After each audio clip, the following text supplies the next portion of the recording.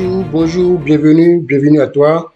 Je suis Dr Mon Produit-Notor et sur cette chaîne, je te parle de bourse, de doctorat et de sciences. Et aujourd'hui, je vais te présenter une opportunité de bourse de recherche. Cette bourse est une bourse de la République française. C'est 40 bourses destinées aux jeunes chercheurs. Alors, dans cette vidéo, je vais te parler de la bourse, je vais te parler des conditions. On va faire aussi une simulation de comment postuler. Et fais vite, la date de clôture est pour le 9 janvier. Donc voilà. Donc tu as encore un peu de temps. Si ça t'intéresse, et fonce. Alors, on y va. De quoi s'agit-il? Alors, cette bourse a été initiée depuis 2018. Donc, c'est un programme de bourse de séjour de recherche pour les jeunes chercheurs. Donc, c'est une bourse financée par la France à travers le ministère de la Recherche scientifique et le ministère des Affaires étrangères de l'Europe. Donc, il y a au minimum 40 bourses. C'est 40 bourses pour les jeunes chercheurs.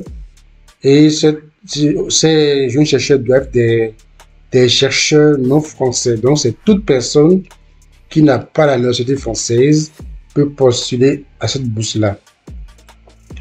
Alors, voici la description du projet de recherche.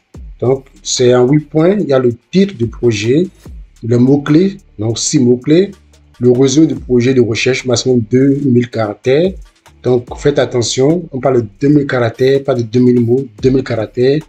Donc, le contexte et la motivation, les études scientifiques, méthodologie, calendrier, positionnement, bref. Vous avez ici le détail du programme, en tout cas de la description pour soumettre votre projet. Il faut souligner que le programme de bourse pour les jeunes chercheurs de 2024 est financé pour les chercheurs travaillant sur les thématiques de recherche. Donc, on verra cette thématique de recherche tout à l'heure. Alors, qui peut être candidat? Donc, pour être candidat, il faut être un chercheur étranger, donc non français. Il faut avoir une nationalité étrangère.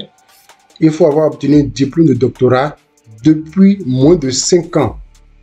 Donc, ceux qui ont le diplôme de doctorat depuis moins de 5 ans peuvent postuler.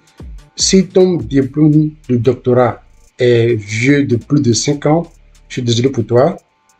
Donc, toutes les nationalités sont éligibles, sauf la nationalité française. Donc, c'est bien écrit ici. Un minimum de 40 bourses seront attribuées aux jeunes chercheurs lauréats sur une période de 12 mois à compter de septembre 2024. Donc, c'est une bourse quand même intéressante. Vous aurez une allocation mensuelle de 2500 €. Ça fait environ 1 600 000 francs CFA. Une allocation d'installation de 500 €, une assurance santé, un complémentaire santé. Donc, voilà. Une convention de recherche, avec l'établissement d'accueil sera établie entre les établissements et les lauréats. Donc, ça, c'est une information.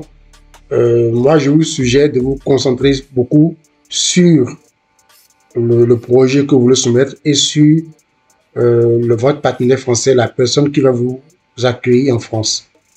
Alors, si vous n'avez pas de partenaire français, ils ont mis en place aussi un lien qui vous permettra de retrouver des chercheurs français qui peuvent potentiellement vous accueillir dans le laboratoire pendant 1 an.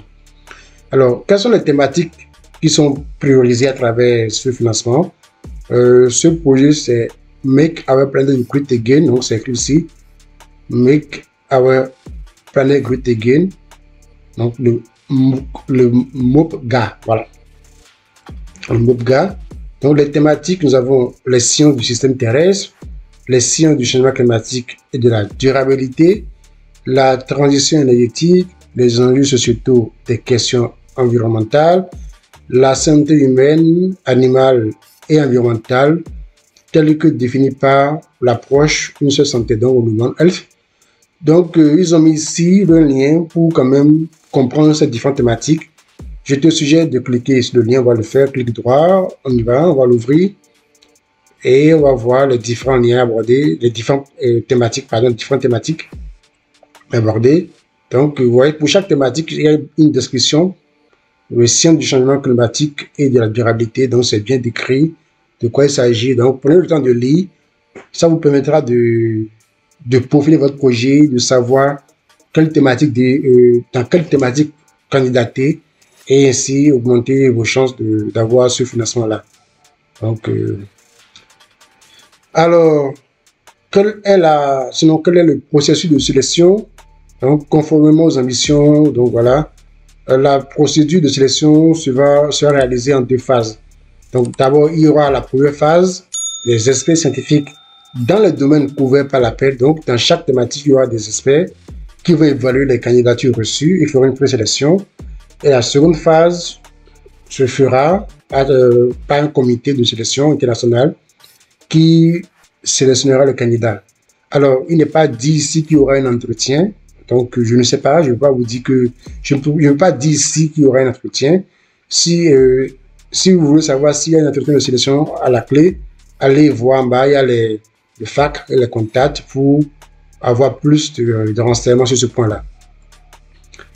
Donc, éligibilité, comme je disais tout à l'heure, donc être titulaire d'un doctorat depuis moins de 5 ans, c'est-à-dire quoi? Avoir soutenu sa thèse de doctorat entre janvier 2019 et janvier 2024 inclus. Donc, si toi, tu as fait ta soutenance dans cette période, dans cet intervalle, donc postule, voilà. Donc, et être exclusivement de nationalité étrangère. Donc, et les chercheurs ne doivent pas avoir résidé en France plus de 42 jours entre le 9 octobre 2023 et janvier 2024. Alors, cette condition, c'est lié au visa Schengen, hein, parce que vous aurez un visa Schengen pour pouvoir vous séjourner en France pendant 1 an de vos séjours. Et le visa Schengen, je pense que il y a des contraintes.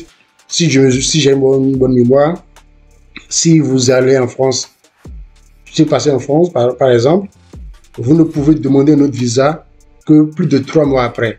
Donc, par exemple, si vous allez en France dans cette période, la probabilité que vous ayez encore un visa pour septembre 2024 sera faible.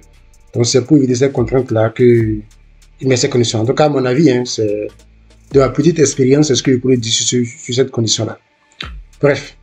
Alors, les documents requis pour candidater.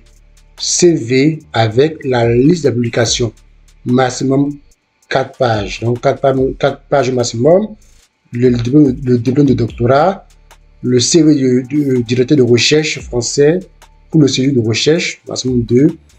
La lettre de soutien du laboratoire français d'accueil. Lettre de recommandation, maximum 3. Donc, peu importe que ce soit des lettres de recommandation venant des Français ou d'autres nationalités. Copie du passeport. Donc, voilà.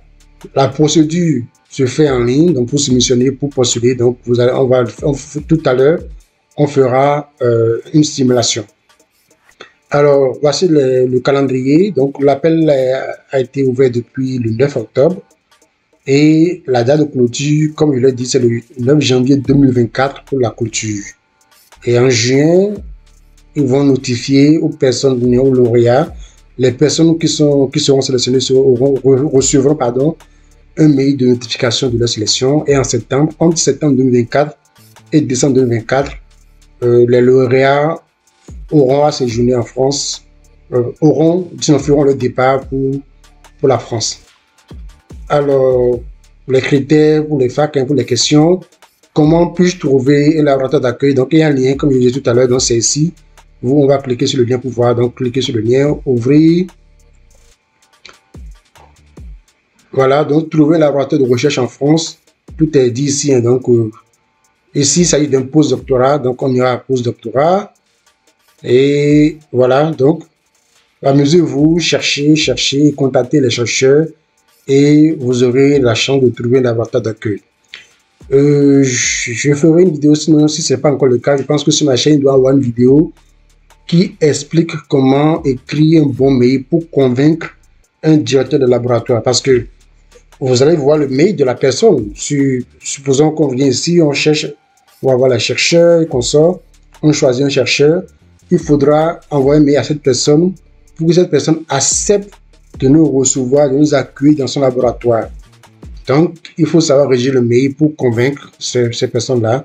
Donc, il doit y avoir sur ma chaîne une vidéo qui explique comment bien structurer ce mail, qu'est-ce qu'il faut dire, qu'est-ce qu'il ne faut pas dire, pour augmenter ses chances pour quand même avoir un laboratoire d'accueil.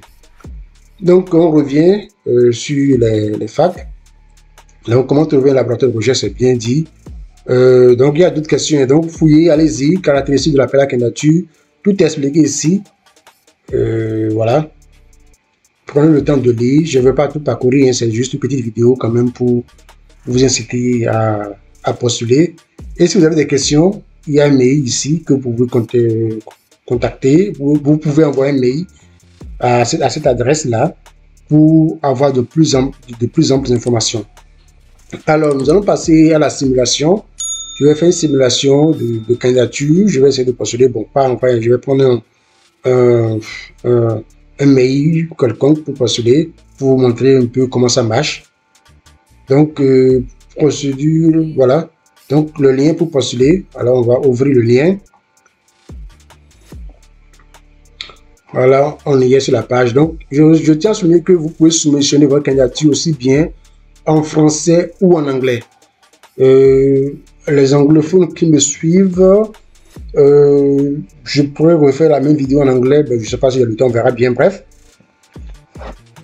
Sinon, je pense que YouTube traduit les vidéos en anglais, si j'ai bonne mémoire. Au moins, la transcription sera en anglais, ça pourra vous aider. Donc, si vous voulez postuler par exemple en anglais, vous voyez, c'est écrit, il y a le terme EN qui veut dire anglais ici. Donc, vous allez, vous créez un compte et vous postulez. Maintenant, dans le cas où on fera la simulation en français, comme j'ai commencé la vidéo en français, je vais continuer en français. Donc, je vais cliquer ici, choisir français. Je vais m'inscrire d'abord. Donc, je suis toujours au niveau de la simulation pour postuler. Donc, on va postuler. Alors, quand je postule, ça me dit donner un nom à votre demande. Bon, ça demande de mettre votre nom de famille, donc last name, et votre prénom. Je mets frère underscore man. Je crée la demande. Je ne vais pas utiliser mon vrai mail, hein, donc comme je l'ai dit tout à l'heure, donc c'est vrai que j'ai promis de faire une simulation de candidature avec un mail quelconque, mais ça me demande d'aller valider ce mail. J'ai ouvert ce compte juste pour ce Gmail, juste pour faire une simulation. Je n'y ferai pas la procédure de validation. J'ai mon propre email et je n'ai pas l'intention de candidater pour cette bourse-là. Mais c'est un postdoc. Je sais que vous êtes assez intelligent, vous êtes assez outillé pour postuler, suivez les instructions et vous aurez la chance de décrocher pour ce postdoc-là. Je vous encourage à le faire. Allez-y, n'hésitez pas. N'hésitez pas à poser des questions dans les commentaires. J'essaierai de répondre tant que je peux. Je vous laisse le lien de la candidature en description et au plaisir de te servir. À bientôt. Bye.